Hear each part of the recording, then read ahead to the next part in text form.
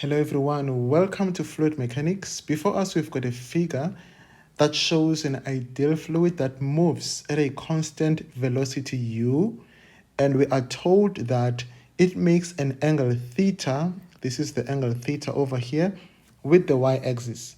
And with that we are being asked to determine the velocity potential, the stream function, and the complex potential over here.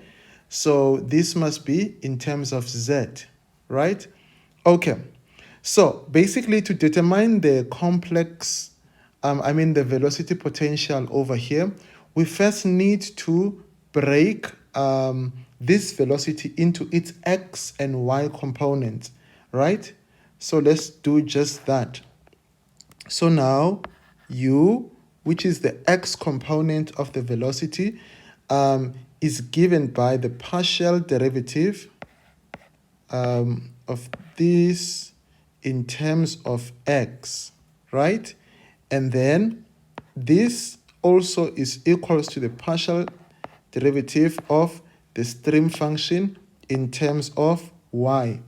So now this is the x component of velocity. It's going to be given by what? So in order for us to find that, let us look at the figure that we have here. So this is the y-axis, and then this is u over here. Then we've got angle theta over here, right? So the x component will be this, right? So sine theta is equals to what? Sine theta will equals, what do you think sine theta will equals to? It's going to equals to this portion, right? Let's say x divided by what? Divided by the hypotenuse, which is going to be u over here. So our x here is going to be the small u, right? And then now we are looking for this, the x component of our velocity over here. So this u will actually equals to u multiplied by sine theta, right? So what does that tell us? This tells us that this u over here equals to u multiplied by sine theta, and it's obviously going to be positive because x is positive here. This is the positive x-axis, and then u is always positive in this case. All right, and then also the y component of the velocity, it's going to be denoted by small v. That one is actually denoted by the partial derivative of the velocity potential in terms of what? In terms of y. This is the same as the partial derivative of the stream function in terms of x. So now what would be the y component of velocity? So if we look over here, we are looking for this portion, right? So this portion is v, right? So this portion is adjacent to theta. So the cos of theta will equals to the small v divided by what? Divided by u. But now take note that this over here is on the negative y values. So what will this equals to? So v here would be minus u cos theta, right? I trust that rings a bell. Minus u cos theta. So, okay, now we are ready to determine our velocity potential and the other parameters that we are looking for. So, the first one, we need to find the velocity potential. Potential denoted by this over here, right? Okay, so let's say this is equation 1 and this is equation 2, okay? So we've got, let me actually use white. the partial derivative of this guy in terms of x is actually equals to the partial derivative of the stream function here in terms of y, and that equals to u sine theta. So what are we interested in? We are interested on this guy over here. So this will be, this equals to u sine theta. Okay, and then we are going to be remaining with the partial derivative of the stream function here. And this is going to be u sine theta, the partial derivative of, sorry, in terms of x right here. Okay, so obviously this can be just a normal derivative sine theta dx. And then now to find the stream function here, we are going to integrate, right, in terms of x, you know.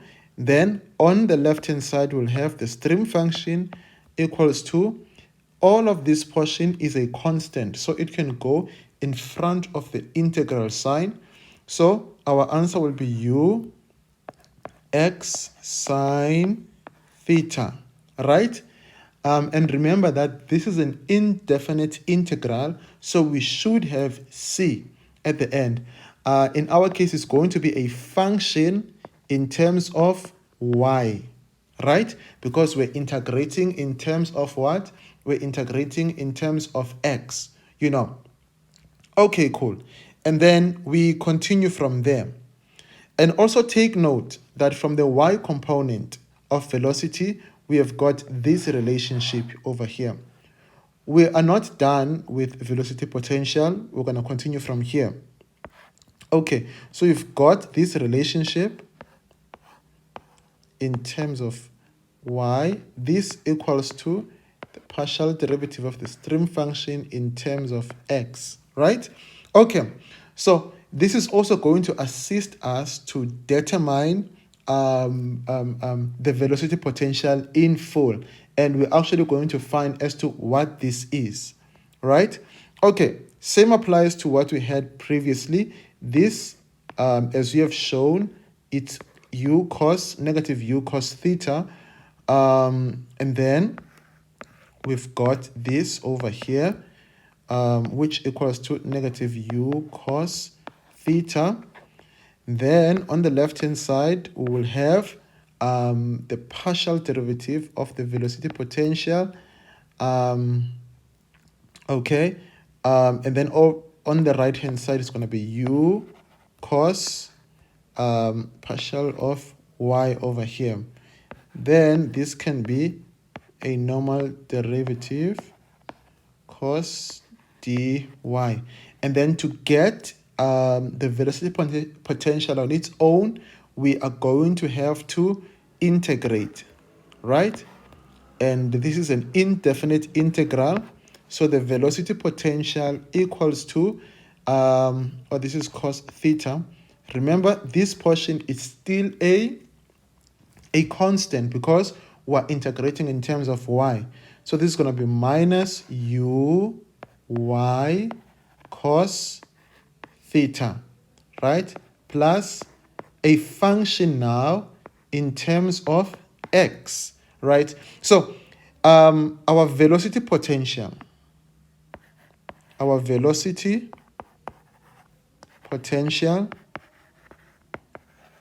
what is it? It is equals to this. So we first come here, it's u x sine theta. This is u x sine theta. And then the other portion of it is minus u y cos theta, right? So this is our velocity potential in our case. So I trust that you guys can really appreciate what we have over here. Okay, so let's look at the second question. We are asked to determine the stream function, right?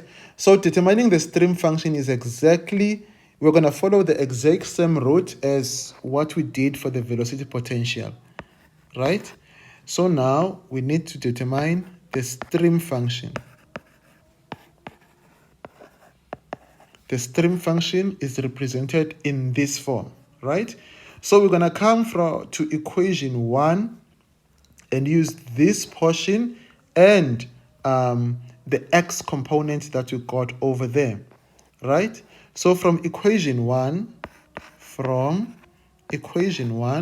we know that this in terms of y equals to u sine theta, right? Okay, so let's determine the stream function then. Okay, so we're going to have this on the right hand side, u sine theta. Okay, then we're going to integrate here, as I've said previously, that you can have just a normal differential here, right? Sine theta dy. Then obviously we're going to integrate. It's an indefinite integral. Then there is our stream function on the left hand side. It's going to be u y sine theta, right? Okay, so we integrated in terms of y, so we're going to have a function in terms of x, right? Normally we would write c, you know, in our case, but we're going to have a function in terms of x, you know. Okay, and then, I mean, this is the stream function, but it's not complete because there is also a function in terms of x. So we're going to use the second relationship. The second relationship, there is it over here. Okay, we are just wrapping up. Then it's minus this over here. Remember, guys, that this is the y component of the velocity, right? U cos theta. Okay, so this is a negative, this is a negative, so they're going to divide. Then, you know, I'm going to do this a little bit quicker. Minus u cos theta. Then we are going to be integrating here in terms of x, right? Or rather, I don't think it's going to be an issue to have a partial derivative there, you know. I think it's chilled because to think of it now, we were just going to have c at the end, you know, if it was just, you know, not a partial derivative, right? Okay, but besides the point, we're going to get the same answer. So on the right hand side, we've got the stream function. This equals to u. We're integrating in terms of x. There is nothing here in terms of x, so this is a constant. It's going to go in front of the integral sign.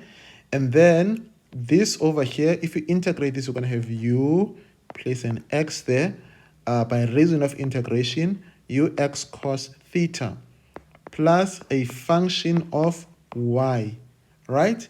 So now, all right, this is going to be a positive here. Remember that this positive and this positive divided, and we got what we had over there. Okay, so there is our stream function here, and then there is the x portion. So our stream function that we are required to determine here, it is going to be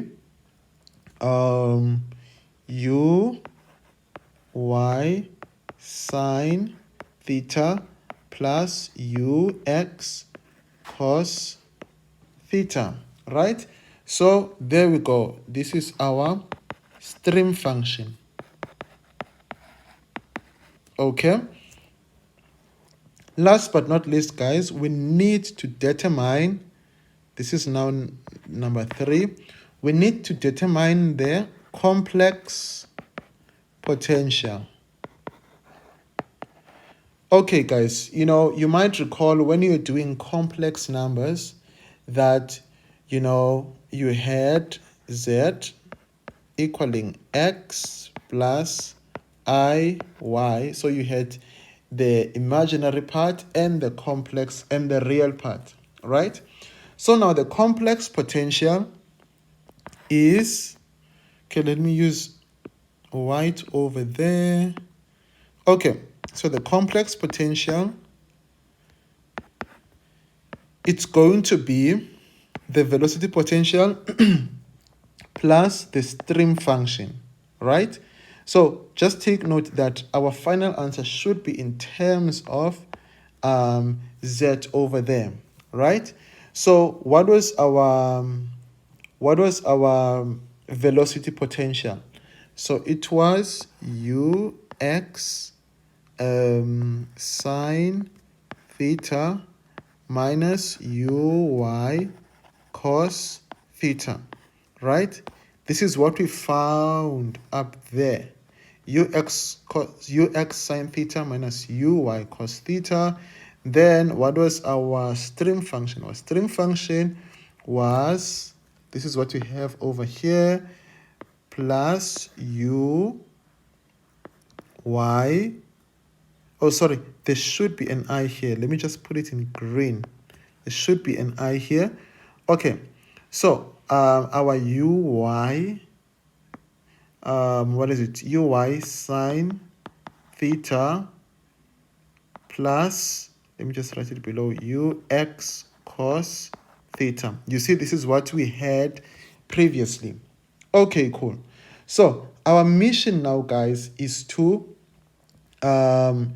play around with this until we get a familiar part. We can factor out here u of sine theta.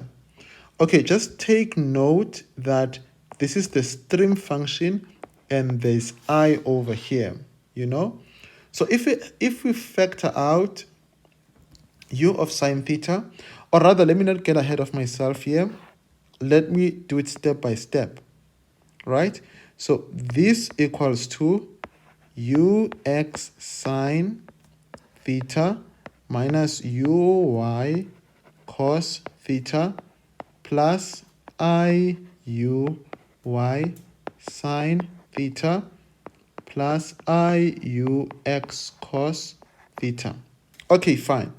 So let us factor out u sine theta, right? So if we do that, so obviously here we're going to have an x, and then plus. So this is the portion here, and there is u sine theta over here, and what we remain with is I, y, right? Take note of this. Okay, fine. And then we add over here, right? So if we look at this portion, and this portion, what do they have in common? Obviously they've got a u, both of them. What else do they have in common? They've got a cos of theta, right? I want to bring something to your attention, guys. What is I squared? Remember that this is -1, right? Just take note of that. Okay, so so this is going to be I'm going to factor out I u over here cos theta. So now what do we have here? So I u cos theta, let's start here. So I u cos theta, so here we've got an x, right? Then let's come this side. So we've got here u negative uy cos theta. So if we actually factor this part out, we're going to have I y. Now let me just break this down a little bit, So over here, we can have, let me use Okay, fine.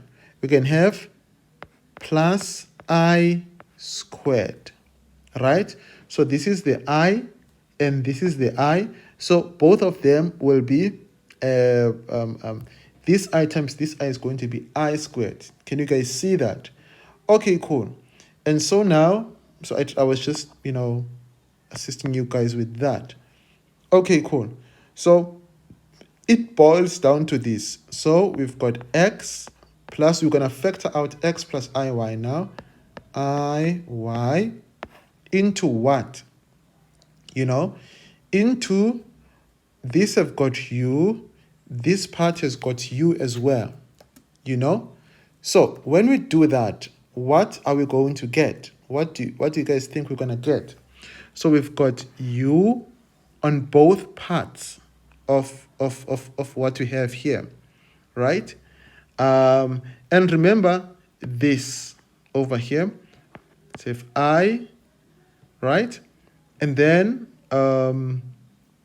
over here, we're going to have cos theta for this portion, right? So what about for this portion of sine theta? Plus what, actually? What do you guys think we're going to get?